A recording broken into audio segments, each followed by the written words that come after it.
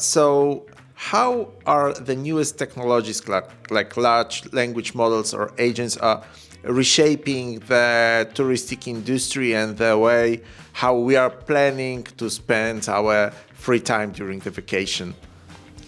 Yeah, so this current technology is totally disrupting the way we think about travel experience. We came from the whole fashionable filtering approach where user just select some predefined options, very straightforward, but it's very clunky, would say, if you want to ask more natural way where you want to go and describe it like you go to a travel agency store, which some customers prefer because they have this natural conversation, and then the agent, travel agent that is there, the human guides you through what you might want.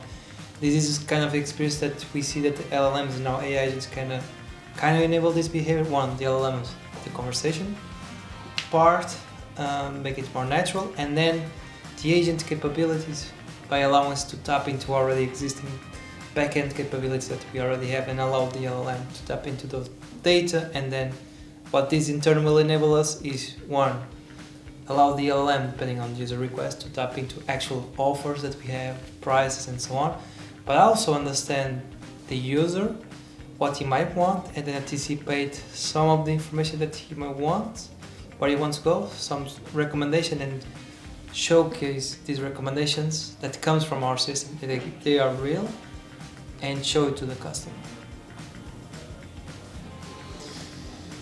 I think it's not just for the customer experience. We need to learn like a company how to use the LLMs, right? So LLMs can help a lot in the customer experience, yes, but also there are other use cases that we could leverage it. I think this one for the chatbot is a great example, right? Because we are not just using the LLM, we are also using the agent. And now we are going one step further, that is how we can optimize that. So when we have this baseline, I think it's a great opportunity to see, okay, how can we use it better? And I think this is just starting. So if you try to think about the future of the industry in like next 3 or 5 years, what do you expect? What do you think will be the direction of where industry will go? So this will be my prediction, right? Because everyone's still learning where we want to go, and everyone is still experimenting and also testing how this chat conversation UI, does it make sense, or it's something more like I want to just describe where I want to go and the UI adapts and then showcase the offers that kind of make sense to what you want, if flights, accommodation, and so on. So what I can say is we have two work streams right here. So one that we cannot control fully, which is coming from bigger companies like OpenAI, where they also have their engine, let's say GPT, and people can search through there, and then it's like Google, right? We have to partner with them because there will be a lot of traffic. It's going away from our app and website. It's going through their search engine, and we call it now AI engine search. So we have to be mindful that we have also established partnerships with them. So these capabilities don't control how the flow works, but at least we are landing on the responses of the LLM that's used by bigger companies and their interface. The other work stream that we control more is like on our interface, on our user experience, how we innovate, how we make it more hyper-personalized. So even if it's not AI, how we make it more personal for the consumer and we know him better. And when I go to book the next holiday, what I'm seeing is something that is close to what I like and close to what I need, instead of me always having to specify where I want to go, search for accommodation, search dates. So all of these data make it more natural. I just specify my requirement list from the user, even it can be voice inputs, make it easier.